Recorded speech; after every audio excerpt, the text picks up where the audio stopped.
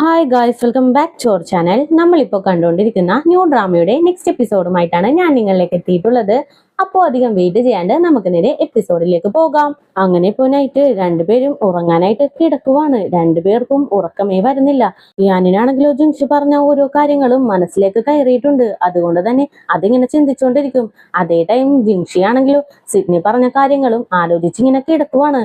അങ്ങനെ next day മോർണിംഗും ആകും. രാവിലെ ഞാൻ കണ്ണു തുറന്നു നോക്കുമ്പോൾ ജിൻഷി അടുത്തില്ല. അതിനു പകരം അൻഹായും ഷിൻചനും മെർജ് ചെയ്യാനായിട്ടുള്ള ഡോക്യുമെന്റ്സ് ആണ് അവിടെ ഉള്ളത്. അതേ ടൈം ജിൻഷി ആണെങ്കിൽ ഓഫീസിലേക്ക് വന്ന് ഞാൻ ജിൻഷിക്ക് ഒരു പെയിന്റിങ് ഗിഫ്റ്റ് ആയിട്ട് കൊടുത്തിട്ടില്ലേ, അതിലേക്ക് നോക്കി ഇങ്ങനെ ഇരിക്കുവാണ്. ആക്ച്വലി കഴിഞ്ഞ നൈറ്റ് ഞാൻ ഉറങ്ങിയതിനു ശേഷം ജിൻഷി അവന്റെ ലോക്കർ തുറന്നു നോക്കും. ഇവളുടെ ഡേറ്റ് ഓഫ് ബർത്ത് ആണ് പാസ്വേഡ് ആയിട്ട് ഇട്ടിരിക്കുന്നത്. അങ്ങനെ ആ ഒരു ലോക്കർ തുറന്ന് അതിൽ നിന്ന് കുറച്ച് ഫയൽസ് എടുക്കും. അതില് ഞാൻ അൻഹായില് ഇൻവെസ്റ്റ് ചെയ്ത ഡോക്യുമെന്റ്സും അതേപോലെ അൻഹായും ഷിൻചനും മെർജ് ചെയ്യാനായിട്ടുള്ള പ്ലാൻ ഡോക്യുമെന്റ്സ് ഒക്കെ ഉണ്ട്. അങ്ങനെ അതൊക്കെ ജിൻഷി എടുത്ത് നോക്കും. അങ്ങനെ സീൻ കട്ട് ചെയ്താല് ജിൻഷിയുടെ അടുത്തേക്ക് ലില്ലിയും സിസോയും കൂടി വരും. നമ്മുടെ പുതിയ പ്രോജക്റ്റിന് ഒരുപാട് ചോയ്സസ് ഒക്കെ നമ്മുടെ കയ്യിലുണ്ട്. എത്രയും പെട്ടെന്ന് ചൂസ് ചെയ്യുന്നതായിരിക്കും നല്ലത്. ഇതിലെന്തായാലും അൻഹായിനെ ചൂസ് ചെയ്യേണ്ട ആവശ്യമില്ല. ഓവറോൾ ഷെയർസിൽ നിന്റെ ഷെയർ അധികമായിട്ടിരിക്കുന്നവരെ മാത്രമേ നിനക്ക് വോയിസ് ഉണ്ടാവുള്ളൂ. അതുകൊണ്ട് തന്നെ പെട്ടെന്ന് ഒരു ഡിസിഷൻ മേക്ക് ചെയ്യുന്നതാണ് നല്ലതെന്നും പറഞ്ഞു പോകും. എന്നാലും പോകുന്നതിന് മുമ്പ് ജിൻഷിയുടെ അടുത്തേക്ക് വന്ന് എന്ത് പറ്റി ജിൻഷി, നിന്റെ ഫേസ് ഒക്കെ വല്ലാണ്ടിരിക്കുന്നുണ്ടല്ലോ എന്ന് ചോദിക്കും. ഒന്നുമില്ല, ഞാൻ കുറച്ച് ടയേർഡാണ്, അത്രേ ഉള്ളൂ എന്നും പറഞ്ഞ് ലില്ലിനെ പറഞ്ഞഴക്കും. അതേ ടൈം യാനിനെ കാണിക്കാണ്. യാനാണെങ്കിലോ ജിൻഷി പറഞ്ഞ ഓരോ കാര്യങ്ങളും ആലോചിച്ച് ഇങ്ങനെ ഇരിക്കുവാണ്. ആ ടൈമിന് ഈസോയി വരും. എന്താടാ പെട്ടെന്ന് എന്നെ കാണണമെന്ന് പറഞ്ഞെന്ന് ചോദിക്കും. വേറൊന്നുമില്ലടാ, അവളെല്ലാ കാര്യവും അറിഞ്ഞൂന്നറിയും. ഓ, അതെന്തായാലും നന്നായി, നീ തന്നെ പറഞ്ഞതല്ലേ, ഇനി അതിനെ കുറിച്ച് ആലോചിച്ച് ടെൻഷൻ അടിക്കണ്ടല്ലോ എന്ന് പറയും. ഞാനല്ലടാ പറഞ്ഞത്, അവളായിട്ട് തന്നെ മനസ്സിലാക്കിയതാന്നറിയും. എന്നിട്ടിപ്പോ അവളെന്താ പറഞ്ഞെന്ന് ചോദിക്കും. ഒന്നും പറഞ്ഞില്ലടാ, മിക്കവാറും മിസ്റ്റർ ചാനിനെ ഇൻവെസ്റ്റർ ആക്കാനായിട്ടുള്ള ചാൻസ് ഉണ്ട്. ഇപ്പോ എന്തായാലും അവള് ദേഷ്യത്തിലായിരിക്കും. ഞാൻ എന്ത് പറഞ്ഞാലും കേൾക്കുമെന്ന് എനിക്ക് തോന്നുന്നില്ല എന്ന് പറയും. അതേ ടൈം ജിൻഷിയും ഞാൻ പറഞ്ഞ പോലെ തന്നെ മിസ്റ്റർ ചാനിനെ വിളിച്ചു വരുത്തി ഇൻവെസ്റ്റ്മെന്റിന് ഓക്കെ അടിക്കും. അതേ ടൈം ഞാനെന്റെ അടുത്തേക്ക് ജിൻഷിയുടെ ഒക്കെ പുതിയ പ്രോജക്റ്റിന്റെ ഫയൽ കൊണ്ടുവന്ന് വെക്കും. അങ്ങനെ ഇത് കാണുന്ന ഞാനും ഇനിയൊന്നും എക്സ്പ്ലെയിൻ ചെയ്യേണ്ട ആവശ്യമൊന്നുമില്ല, ഒരു മീറ്റിംഗ് അറേഞ്ച് ചെയ്തേക്കെന്ന് പറഞ്ഞ് വന്ന ആളെ പറഞ്ഞഴക്കും. അതേ ടൈം യുവാൻ ചാനിനെ കാണാനായിട്ട് വരും. ഷിൻചനിൽ ഇൻവെസ്റ്റ് ചെയ്തു, എന്തായാലും കൺഗ്രാറ്റ്സ് എന്ന് പറയും. നിങ്ങൾ എന്തിനാണ് എന്റെ അടുത്ത് കൺഗ്രാറ്റ്സ് ഒക്കെ പറയുന്നത്? നിങ്ങളില്ലെങ്കിൽ എനിക്ക് ഇങ്ങനെ ഒരു മൂവ് പോലും ചെയ്യാനായിട്ട് സാധിക്കില്ലായിരുന്നു എന്ന് പറയും. എന്തായാലും നമ്മൾ യാനിനെ ഒന്ന് ശ്രദ്ധിക്കണം. അവനൊരു സ്റ്റെപ്പ് മുന്നോട്ട് വെക്കുന്നെങ്കിൽ 3 പ്രാവശ്യമെങ്കിലും ചിന്തിച്ചിട്ടേ വെക്കുള്ളൂ. ഇന്നത്തെ മീറ്റിംഗിൽ അവൻ കുറച്ച് നന്നായിട്ട് തന്നെയാണ് ഇരുന്നത്. അപ്പോ എന്തായാലും അവന്റെ അടുത്ത് വേറെ എന്തെങ്കിലും പ്ലാൻ ഉണ്ടായിരിക്കും എന്നറിയും. അവനിപ്പോ എന്തൊക്കെ പ്ലാൻസ് ഒക്കെ വെച്ചാലും ഡയറക്ടേഴ്സിനെ എതിർത്തുകൊണ്ട് അവന് ഒരു മൂവും ചെയ്യാനായിട്ട് സാധിക്കില്ല എന്ന് പറഞ്ഞ് ഇവരിക്കും. അതേ ടൈം ജിൻഷി ആണെങ്കിലോ ഇന്ന് ഞാൻ എന്റെ വീട്ടിലേക്ക് പോവാണ്ട് 2 ദിവസം നാൻസിയുടെ കൂടെ താമസിക്കാന്നും പറഞ്ഞ് നേരെ നാൻസിയുടെ അടുത്തേക്ക് ചെല്ലും. രണ്ടുപേരും പരസ്പരം മിണ്ടാണ്ടും ഫോൺ ചെയ്യാണ്ടും ഫോണും നോക്കി വല്ലാണ്ട് ഫീൽ ചെയ്തിരിക്കുവാണ്. അങ്ങനെ നെക്സ്റ്റ് ഡേയും ആകും. ജിൻഷി അങ്ങനെ ഒരു മീറ്റിംഗ് ഇടുമ്പോ പെട്ടെന്ന് സിസോ അകത്തേക്ക് കയറി വന്ന് നമ്മുടെ പുതിയ പ്രോജക്റ്റിന് ബോർഡ് ഓഫ് ഡയറക്ടേഴ്സ് എല്ലാവരും അപ്രൂവൽ തന്നു എന്നും പറഞ്ഞ് ഒരു ഫയൽ എടുത്ത് കൊടുക്കും. ഇതൊക്കെ കണ്ടിട്ടും ജിൻഷിക്കാണെങ്കിലോ ഉള്ളു തുറന്ന് സന്തോഷിക്കാനായിട്ട് പറ്റുന്നില്ല. ആകെ ഡെസ്പായിട്ട് ഇരിക്കുവാണ്. ഇത് നോട്ട് ചെയ്ത ലില്ലിയും നേരെ ജിൻഷിയുടെ അടുത്തേക്ക് വരും. എന്താ നിന്റെ ഫേസ് ഒരുമാതിരി ഇരിക്കുന്നുണ്ടല്ലോ, എന്തെങ്കിലും പ്രോബ്ലം ഉണ്ടോ എന്ന് ചോദിക്കും. ഒരു പ്രോബ്ലം ഇല്ല, ഞാൻ കുറച്ച് ടയേർഡാണെന്നും പറഞ്ഞിട്ട് ലില്ലിയുടെ അടുത്ത് സത്യങ്ങളൊന്നും തുറന്ന് പറയുന്നില്ല. എന്തായാലും ഓക്കെ. അല്ല, ഇന്ന് നൈറ്റ് മിസ്റ്റർ മായയുടെ കൂടെ ഒരു അപ്പോയിന്റ്മെന്റ് ഉണ്ട്, നീ പോകുന്നുണ്ടോ എന്ന് ചോദിക്കും. ഇല്ല ലില്ലി, എനിക്ക് പോവാനായിട്ട് സാധിക്കില്ല, ഞാൻ നല്ല ടയേർഡാണ്, നീ തന്നെ പോയിക്കോന്നും പറഞ്ഞ് ജിൻഷി അവിടെ നിന്ന് പോകും. അതേ ടൈം സിഡ്നി നേരെ ചാനിനെ മീറ്റ് ചെയ്യാനായിട്ട് ചെല്ലും. നിങ്ങൾ എന്തായാലും പറഞ്ഞ പ്രകാരം ചെയ്തല്ലോ, ഇതെന്റെ വക ഒരു ഗിഫ്റ്റ് ആണെന്നും പറഞ്ഞ് ഒരു ഗിഫ്റ്റ് എടുത്ത് കൊടുക്കും. എന്തായാലും ഞാൻ ഒരുപാട് ഹാപ്പിയായി, നീ ആദ്യമായിട്ടാണ് എനിക്ക് ഗിഫ്റ്റ് തരുന്നത്, ഒരുപാട് താങ്ക്സ് ഉണ്ടെന്ന് പറയും. താങ്ക്സ് ഒക്കെ വെച്ചോ, ഇനി നെക്സ്റ്റ് പ്ലാൻ എന്താന്ന് ഇങ്ങനെ ചോദിക്കും. അപ്പൊ തന്നെ ചാനാണെങ്കിലോ ഒരു ഫയൽ എടുത്ത് സിഡ്നിയുടെ കയ്യിലേക്ക് കൊടുക്കും. അങ്ങനെ സീൻ കട്ട് ചെയ്താല് നമ്മുടെ യാൻ ചാനിനെ നേരിട്ട് വിളിപ്പിക്കും.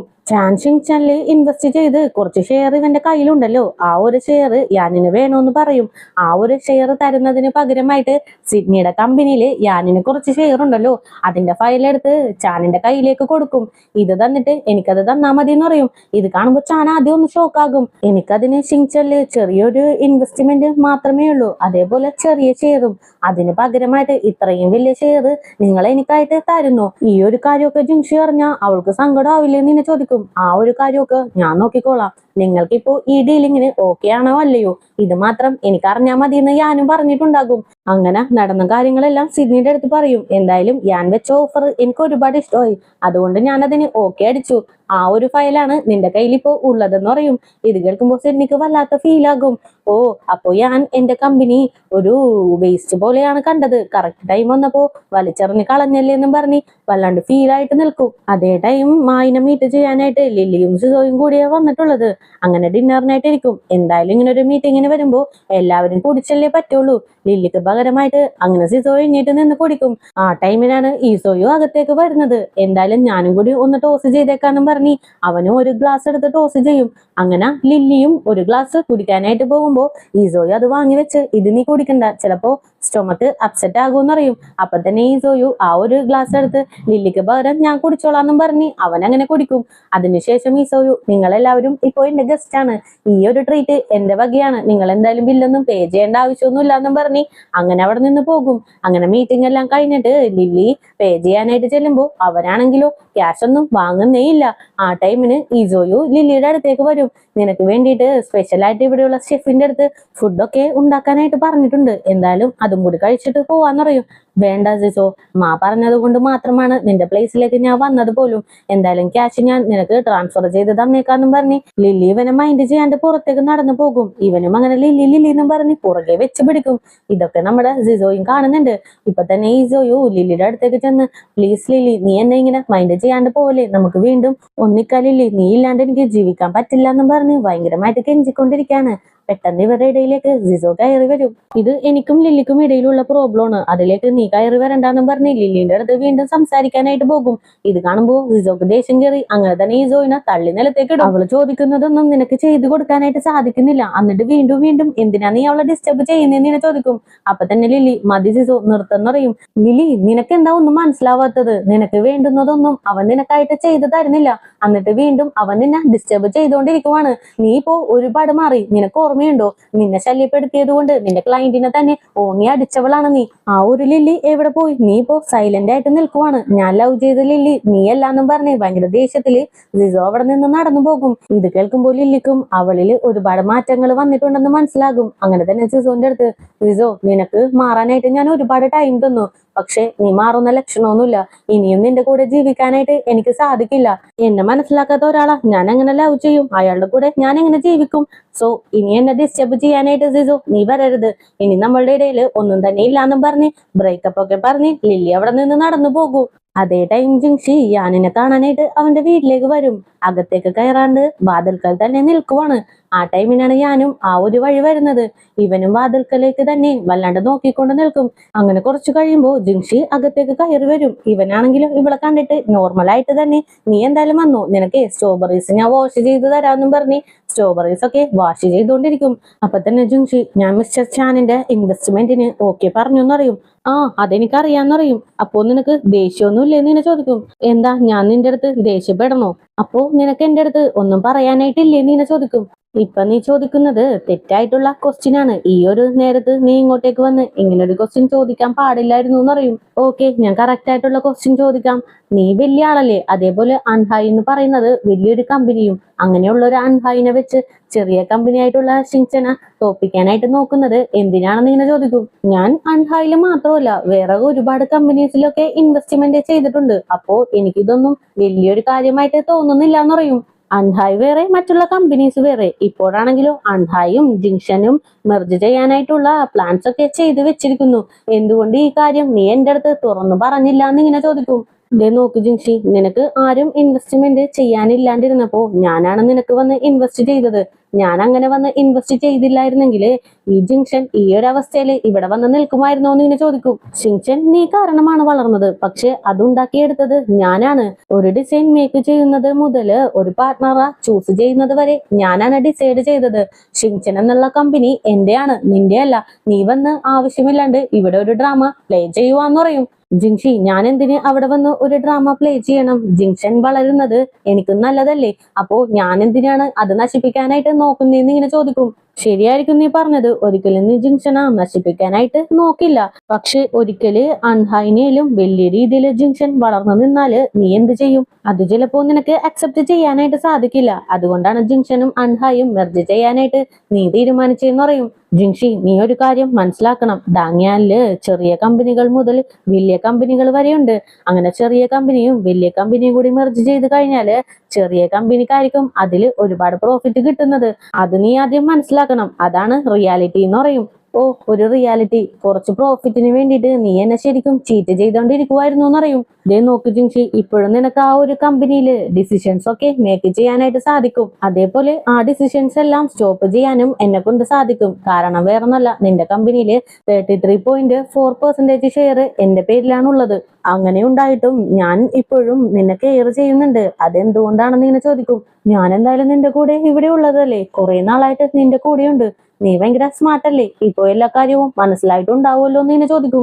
ഓ, അപ്പൊ നീ ഇവിടെ ഉള്ളതല്ലേ, എന്നാ കുറച്ചു നാളും കൂടി നീ ഇവിടെ തന്നെ നിൽക്കണമെന്നും പറഞ്ഞ് അവളെയും കൂട്ടിക്കൊണ്ടു പോയി മിസ്റ്റർ ചാങ്ങിന്റെ കൂടെ ഇവളൊരു എഗ്രിമെന്റ് ചെയ്തിട്ടില്ലേ, ആ ഒരു ഫയൽ എടുത്ത് കാട്ടി. ചാങ്ങിന് നീ കൊടുത്ത ഷെയറും ഇപ്പോ എന്റെ പേരിലാണ് ഉള്ളത്. മൊത്തമായിട്ട് കാൽക്കുലേറ്റ് ചെയ്ത് കഴിഞ്ഞാല് 53.4% ഷെയർ എന്റെ പേരിലാണ് ഉള്ളതെന്ന് ഇവളെ നോക്കി ഇങ്ങനെ പറയും. ഇത് കേൾക്കുമ്പോ തന്നെ ജിങ്ഷിയും, അല്ല നിങ്ങൾ രണ്ടുപേരും കോമ്പറ്റീറ്റർ അല്ലേ എന്ന് ഇങ്ങനെ ചോദിക്കും. ജിങ്ഷി, ഈ ഒരു ഫീൽഡില് പെർമനന്റ് ആയിട്ടുള്ള ഒരു എനിമിയും ഉണ്ടാവില്ല, പെർമനന്റ് ആയിട്ടുള്ള ഒരു ഫ്രണ്ടും ഉണ്ടാവില്ല. ആവശ്യത്തിനനുസരിച്ച് മാറിക്കൊണ്ടിരിക്കും അറിയും. ഇത് കേട്ടിട്ട് ജിങ്ഷിക്കാണെങ്കിലോ ഒന്നും പറയാനായിട്ട് പറ്റുന്നില്ല. അപ്പൊ തന്നെ ഞാനും, നീ എന്തിനാണ് എന്നെ തെറ്റിദ്ധരിച്ചത്? ഷിങ്ചൻ ഞാൻ മുഴുവനായിട്ട് ടേക്ക് ഓവർ ചെയ്യുമെന്ന് നിനക്ക് എങ്ങനെ ചിന്തിക്കാനായിട്ട് സാധിച്ചു? നമ്മുടെ ഇടയിലുള്ള റിലേഷൻഷിപ്പ് നിനക്ക് തന്നെ അറിയാവുന്നതല്ലേ. അങ്ങനെയുള്ളപ്പോ എന്ത് ഡൗട്ട് ഉണ്ടെങ്കിലും നിനക്ക് എന്റെ അടുത്ത് ഡയറക്റ്റ് വന്ന് ചോദിച്ചുകൂടെ എന്ന് ഇങ്ങനെ ചോദിക്കും. നമുക്കിടയിലുള്ള റിലേഷൻഷിപ്പ് എന്താണ്? എനിക്കൊന്നും മനസ്സിലാവുന്നില്ല. നീ എന്നെ ഒരു പാവയായിട്ട് കാണുവാണോ, അല്ലെങ്കിൽ നിന്റെ പെറ്റായിട്ടാണോ നീ എന്നെ കാണുന്നത്? മറ്റുള്ളവരുടെ അടുത്തും നീ ഇങ്ങനെ തന്നെയാണോ ചെയ്യുന്നതെന്ന് ഇങ്ങനെ ചോദിക്കും. ഇത് കേൾക്കുമ്പോൾ ഞാനിന് വല്ലാത്ത ദേഷ്യം കയറും. നീ എന്നെ പറ്റി ഇങ്ങനെയാണോ ചിന്തിച്ചു വെച്ചിരിക്കുന്നത്? ഞാൻ നിന്നോട് എന്ത് തെറ്റ് ചെയ്തു? ഒരു തെറ്റും ഞാൻ ഇതുവരെ ചെയ്തിട്ടില്ല. എന്നിട്ട് പോലും നീ എന്റെ അടുത്ത് സംസാരിക്കുന്ന രീതി കണ്ടോ, ഞാൻ എന്തോ വലിയ തെറ്റ് ചെയ്ത പോലെയാണ്. നിനക്ക് ശരിക്കും ആളുകളെ മനസ്സിലാക്കാനായിട്ട് സാധിക്കില്ല. അതിനൊരു മാർക്ക് ഇടാനാണെങ്കിൽ നിനക്ക് 0 മാർക്ക് മാത്രമേ കിട്ടുള്ളൂ. മിസ്റ്റർ ചാൻ എന്തിനാണ് നിന്റെ കമ്പനിയിൽ വന്ന് ഇൻവെസ്റ്റ് ചെയ്തതെന്ന് നിനക്കറിയാമോ? ഇതിനെപ്പറ്റി നീ ചിന്തിച്ചു നോക്കിയിട്ടുണ്ടോ? യുവാനും ചാനും ഒത്തുചേർന്നാണ് നിന്റെ കമ്പനിയിൽ ഇൻവെസ്റ്റ് ചെയ്തത്. ഒരു അവസരം കിട്ടിക്കഴിഞ്ഞാല് ഈസ്റ്റേൺ കമ്പനിക്ക് നിന്റെ കമ്പനി മറച്ചു വെക്കാനായിരുന്നു അവരുടെ പ്ലാൻ. ഇത് വല്ലതും നീ അറിയുന്നുണ്ടോ എന്ന് ചോദിക്കും. ഞാൻ പറയുന്നതൊന്നും അക്സെപ്റ്റ് ചെയ്യാനോ ഇവനെ വിശ്വസിക്കാനോ നമ്മുടെ ജിങ്ഷിക്ക് പറ്റുന്നില്ല.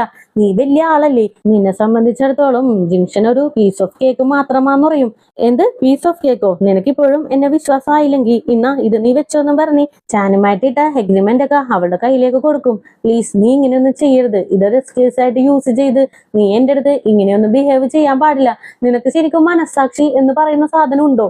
ഇല്ല, എനിക്കറിയാം. നീ ശരിക്കും ഒരു ഹ്യൂമൻ പോലും അല്ലാന്നും പറഞ്ഞ് ജിങ്ഷി വല്ലാണ്ട് ഒച്ചയെടുക്കും. അപ്പൊ തന്നെ ഞാൻ ദേഷ്യം കയറി മതി ജിങ്ഷി നിർത്തുമെന്നും പറഞ്ഞ് ഇവനും അതിനേലും വലിയ സൗണ്ടില് ഒച്ച വെക്കും. അങ്ങനെ ജിങ്ഷിയും വല്ലാണ്ട് കരഞ്ഞുകൊണ്ട് തന്നെ നമ്മൾ രണ്ടുപേരും ലവ് ചെയ്യാനായിട്ട് ആരംഭിച്ചപ്പോ ഞാൻ ഒരുപാട് സന്തോഷിച്ചു. നമ്മുടെ രണ്ടുപേരുടെയും ബർത്ത്ഡേയും സെലിബ്രേറ്റ് ചെയ്തു. നീ നിന്റെ പാരന്റ്സിനെ വരെ എന്നെ മീറ്റ് ചെയ്യിപ്പിച്ചു. പക്ഷെ ഇതൊന്നും ലവ് അല്ല, ലവ് ആണെന്ന് ഞാൻ തെറ്റിദ്ധരിച്ചതാന്നും പറഞ്ഞ് ജിങ്ഷിയും വല്ലാത്ത ദേഷ്യത്തില് ചാടിത്തുള്ളി കരഞ്ഞുകൊണ്ടിരിക്കും.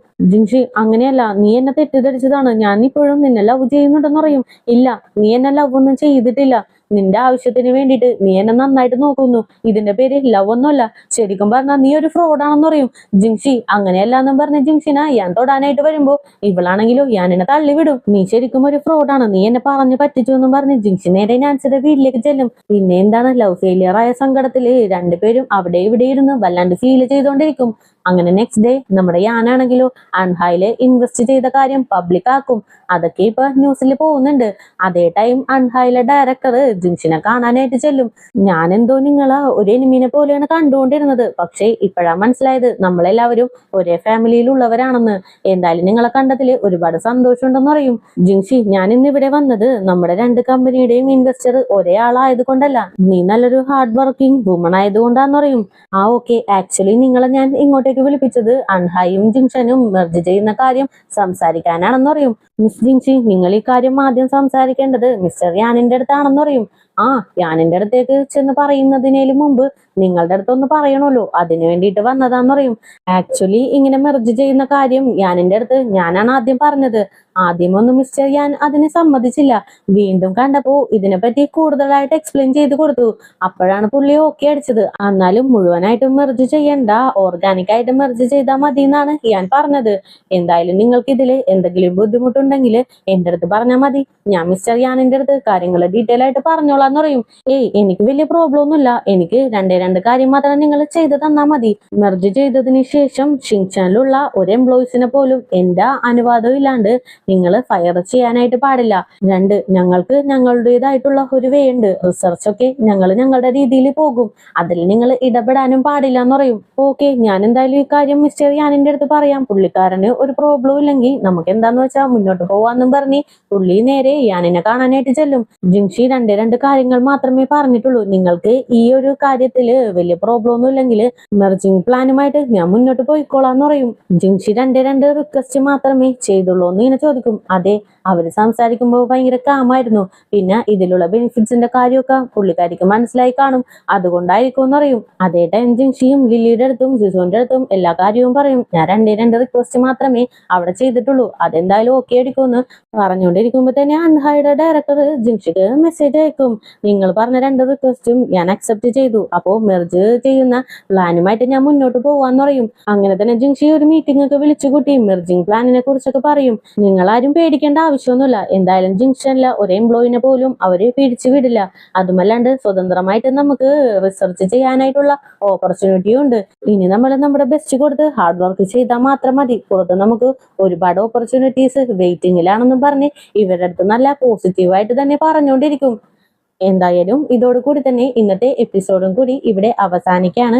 നെക്സ്റ്റ് എപ്പിസോഡുമായിട്ട് എത്രയും പെട്ടെന്ന് തന്നെ വരുന്നതായിരിക്കും. അപ്പോൾ പുതിയ കൂട്ടുകാരെങ്കിലും നമ്മുടെ ഈ ചാനൽ വിസിറ്റ് ചെയ്തിട്ടുണ്ടെങ്കിൽ സബ്സ്ക്രൈബ് ചെയ്ത് കൂടെയുള്ള ബെല്ലൈക്കണും കൂടി എനേബിൾ ചെയ്ത് വെച്ചേക്കുക.